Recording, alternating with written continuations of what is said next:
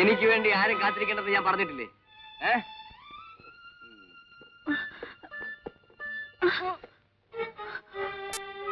ബുദ്ധിമുട്ടണ്ട, സ്വന്തം കാലിൽ നടക്കാൻ എനിക്ക് നല്ലപോലെ കഴിയും. പൊയ്ക്കോ, നിന്റെ സഹായം എനിക്ക് ആവശ്യമില്ല.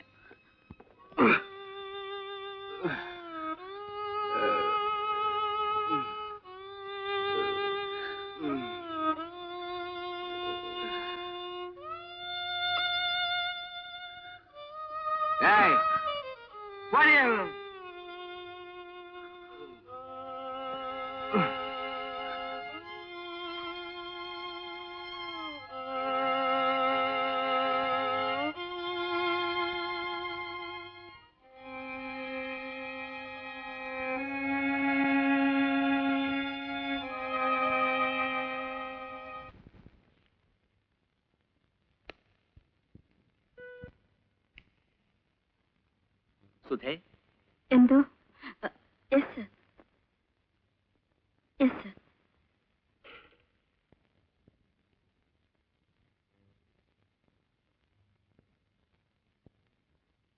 ഇരിക്കൂ.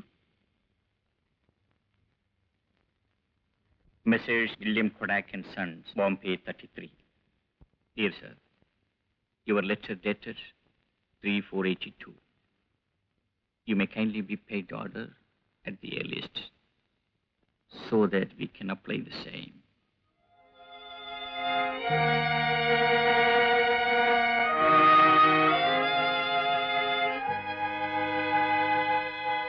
Sir, dictation. Oh, എവിടെയാ നിർത്തിയത്? We can apply the same. By the end of this month. Please avoid further delay. Your cooperation solicited. Solicited? ആ ഓർമ്മകൾ എന്നെ കീഴ്പ്പെടുത്തുകയാണ് സുധേ. ആ ഗ്രാമം, അതിന്റെ ഭംഗി.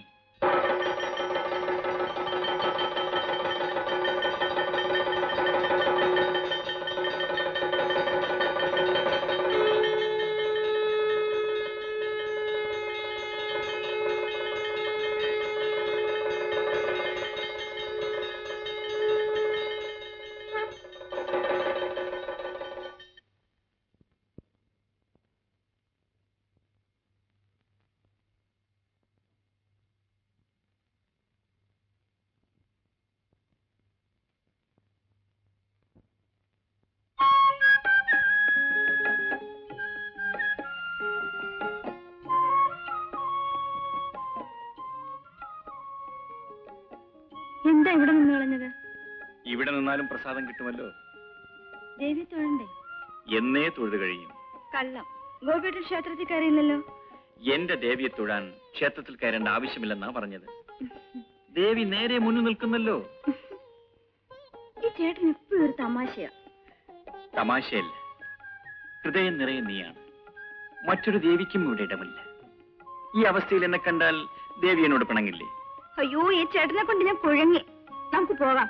ഇനി ഇവിടെ നിന്ന ചേട്ടൻ എന്നെ സാക്ഷാൽ ദേവിയാക്കി കളയും.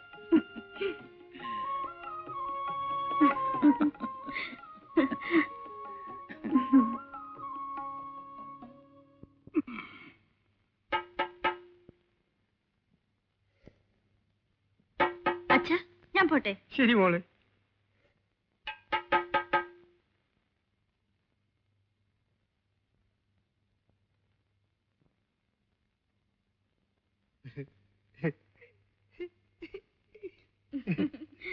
എന്താ ചെല്ലപ്പ, ഇന്ന് ചൂണ്ടിടാൻ പോയില്ലേ? ഇപ്പൊ പോവും. ഞാൻ സുധയെ കാണാൻ നിന്നതാ. എന്താ കാര്യം? ഒന്നുമില്ല, വെറുതെ കാണാൻ. പോട്ടെ.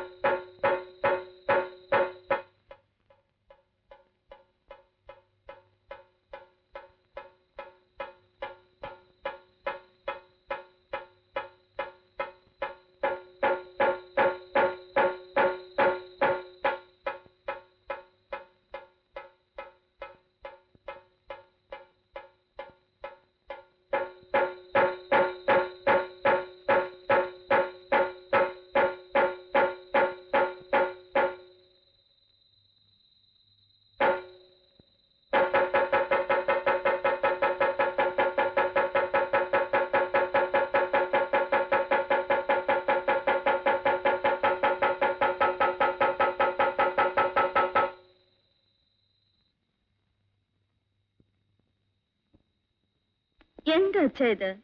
ഇന്നും ഇങ്ങനെ കുടിച്ചോണ്ട് വന്നാലോ? അച്ഛനൊന്നും കുടിച്ചില്ല മോളെ. ഒരു ഗ്ലാസ് മാത്രം. അതും അച്ഛന്റെ വേദന മറക്കാൻ. നിന്റെ അമ്മ മരിക്കുന്നതിന് മുമ്പ് അച്ഛൻ ഇങ്ങനെ കുടിച്ചിട്ടുണ്ടോ മോളെ?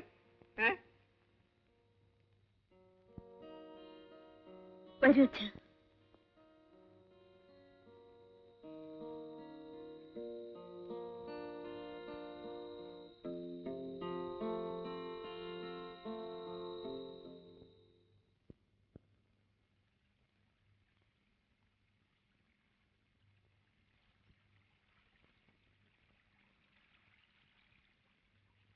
സുധേ, സുധേ, നില്ല് നില്ല്. ദാ ഞാൻ സുധയ്ക്ക് വേണ്ടി പിടിച്ചതാ. നല്ല മീനാ. എനിക്ക് വേണ്ട ചെല്ലപ്പ. കാശൊന്നും വേണ്ട, വെറുതെ. അതുകൊണ്ട് തന്നെയാ വേണ്ടെന്ന് പറഞ്ഞത്. ഞാൻ സ്നേഹം കൊണ്ട് തരുന്നതല്ലേ. എനിക്കറിയാം ചെല്ലപ്പ. ചെല്ലപ്പനൊരു കാര്യം ചെയ്യും. ഇത് വിറ്റ് കിട്ടുന്ന കാശ് അമ്മയുടെ കൈ കൊണ്ട് കൊടുക്കും.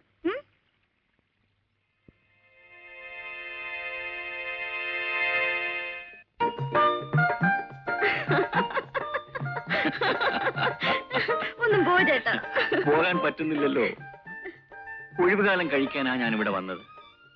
പക്ഷേ ഈ ഗ്രാമത്തിന്റെ ഭംഗി കണ്ടപ്പോ 1-2 ആഴ്ച കൂടി ഇവിടെ താമസിക്കണമെന്ന് തോന്നുന്നു. അപ്പോഴാണല്ലോ അവിചാരിതമായി ജീവിതത്തിലെ ഏറ്റവും വലിയ അപകടം സംഭവിക്കുന്നത്. എന്തപകടം? ഇതാ ഈ അപകടം തന്നെ. എങ്കിൽ ഈ അപകടം ഒഴിവാക്കി തിരിച്ചു പോകരുതോ?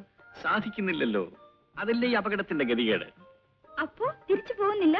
തിരിച്ചു പോകും, പക്ഷെ തനിച്ചാകില്ല ഞാൻ പോകുന്നത്. പിന്നെ സുധയും കൊണ്ടേ ഞാൻ പോകും. ഗോപേട്ടാ, സുധേ, ഗോപേട്ടാ, സുധേ, ഗോപേട്ടാ, സുധേ.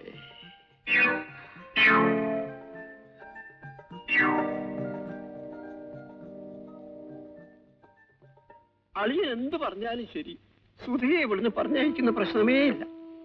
മരിക്കുന്നത് വരെ എനിക്ക് അവളെ കണ്ടുകൊണ്ടിരിക്കണം. അതിനുശേഷം അവളെ കൊണ്ടുപോയിക്കോ. അവിടെയാകുമ്പോ അവളുടെ അമ്മായി ഉണ്ടല്ലോ. പ്രായമായ പെൺകുട്ടികൾക്ക് അച്ഛൻ മാത്രം പോരാ. അതെനിക്കറിയാം. എങ്കിലും എന്റെ മോളില്ലാതെ എനിക്ക് ജീവിക്കാനാവില്ല. എന്റെ കല്യാണി മരിച്ച ദുഃഖം പോലും ഞാൻ മറക്കുന്നത് എന്റെ മോളുള്ളതുകൊണ്ടാ. എനിക്കിവിടെ ഒരു കുറവുമില്ല അമ്മാവ. എന്റെ അച്ഛനെ വിട്ടിട്ട് ഞാൻ എങ്ങും വരുന്നില്ല. ഗോപേട്ടാ,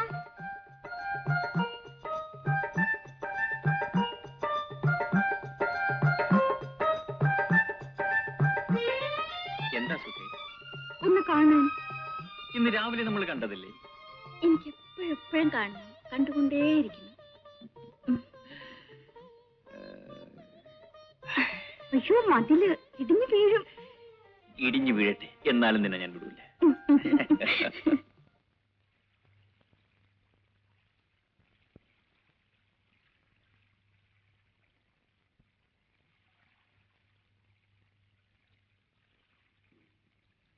ചെല്ലപ്പ,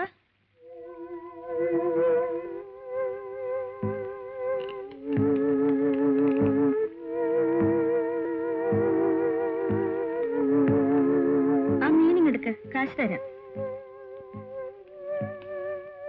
എന്താ ചെല്ലപ്പൻ വല്ലാതെ? മീൻ തരുന്നില്ലേ? നിങ്ങളെടുക്ക്.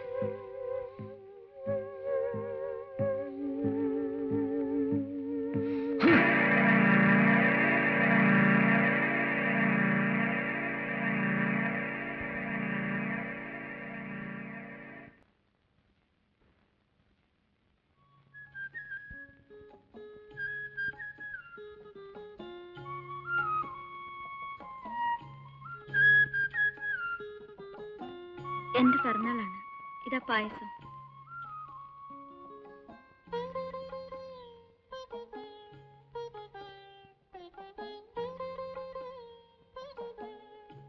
ഇതാ നോക്കൂ, ഞാൻ പ്രത്യേകം അടയാളപ്പെടുത്തിയിട്ടുണ്ട്.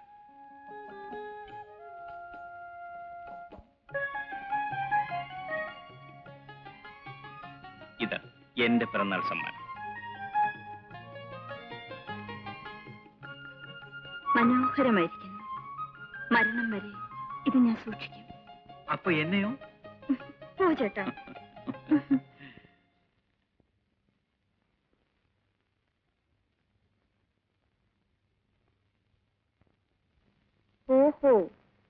വെക്കേഷൻ ഈ ഗ്രാമം തിരഞ്ഞെടുത്തത് വെറുതെ അല്ല, കവിതയുണ്ടല്ലേ?